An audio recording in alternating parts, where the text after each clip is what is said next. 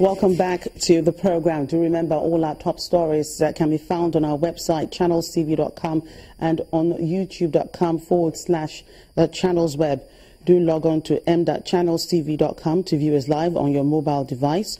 You can also download the Channels TV app for Android, iOS, and Windows phones from their respective stores. Besides the news and updates, the Channels TV app has an eyewitness feature. We encourage you to use it to share those pictures, videos, or news of happenings around you. Just install the app, then tap and swipe to reveal the eyewitness menu and follow the instructions. Well, the federal government says it can no longer sustain the importation of foreign rice into the country, as it will continue to hamper the growth and development of the nation's farmers who are into local rice production. The Minister of Agriculture and Rural Development, Audu Ogbe, reiterated this during his visit to the Etem Amagu rice farm in Ikwa local government area of Ebonyi State.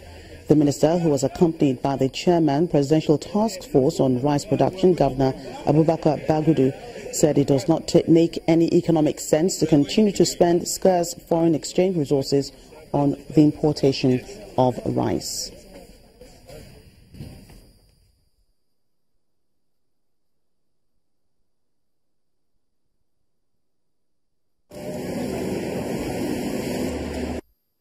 Nigeria imports rice, or used to import rice. By God's grace, it should no longer import rice. The world trade in rice is in billions of dollars. Our next target is to be able to compete in that export market, because we are confident that the rice that is produced in Nigeria can compete in all measures of competition with the best of rice produced anywhere. Nigeria cannot continue to import rice. We just don't have the money, and that money we are transferring to other people belongs to this farmer and many other farmers in the village.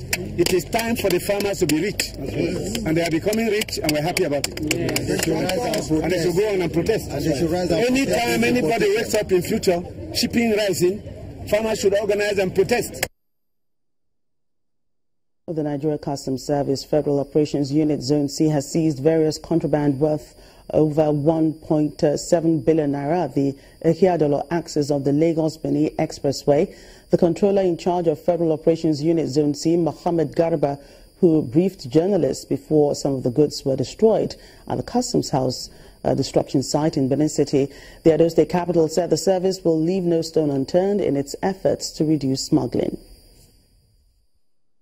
The activities of smugglers are seen as some of the biggest challenges against realizing the goal of improving the nation's ailing economy. The Nigerian Customs Service is therefore upscaling its implementation of the government's policies on goods listed as contraband.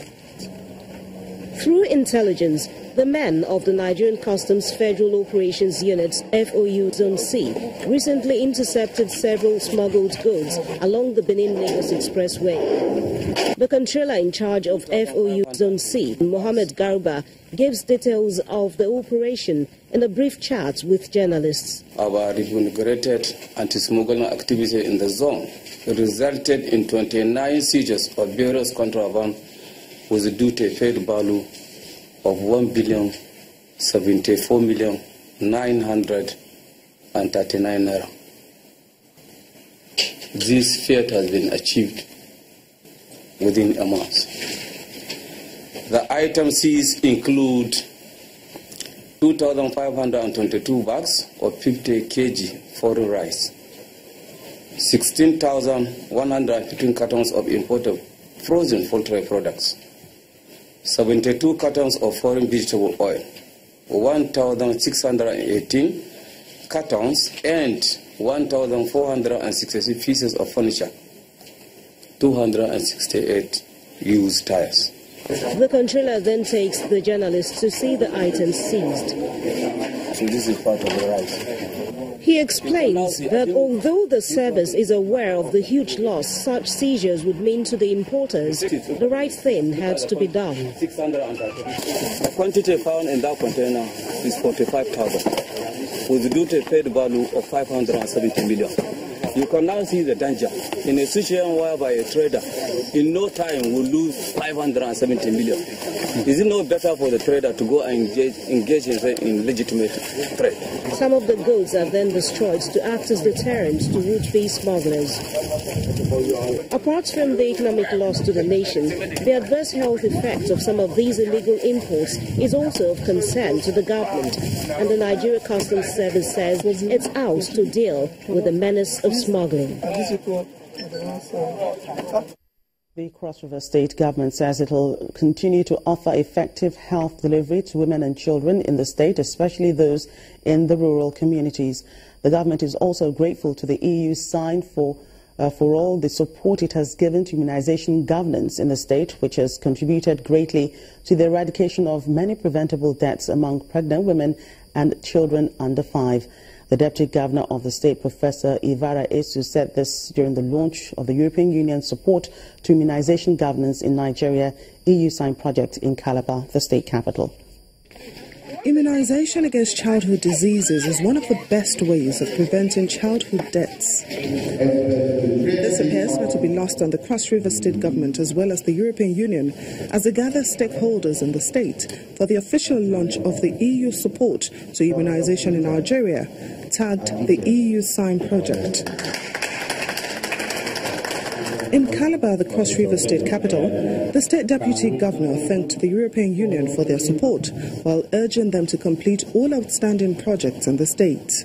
We count ourselves lucky and privileged to be among the 23 states of the Federation chosen to benefit from this project by the European Union. I understand too that the present EU Sign project might fold up anytime soon. Before that happens, however, permit me to use this opportunity to appeal to the EU Sign to complete the uncompleted projects in Cross River State. Also speaking at the event, the Director General of the Primary Healthcare Development Agency in Cross River State enumerates the benefit of the state government's collaboration with the EU. They have been able to give us 10 direct solar refrigerators. They have done some training on data monitoring, and they have done assessment for our cold chain equipment across the state. Responding, the head of the EU delegation to Nigeria, Ambassador Michael Aaron, says the union will continue to collaborate with the state government. Well, I would say that Cross River State is one of the states that we collaborate with that has demonstrated reform-mindedness, and we are very happy to collaborate with this state. We are not only collaborating in the area of health and nutrition, which I look at, but we're also collaborating in areas as micro projects and water and sanitation. And I think that the government of the day has shown its mettle in trying to, as much as possible, strengthen the healthcare system through the establishment of the primary healthcare under one roof initiative.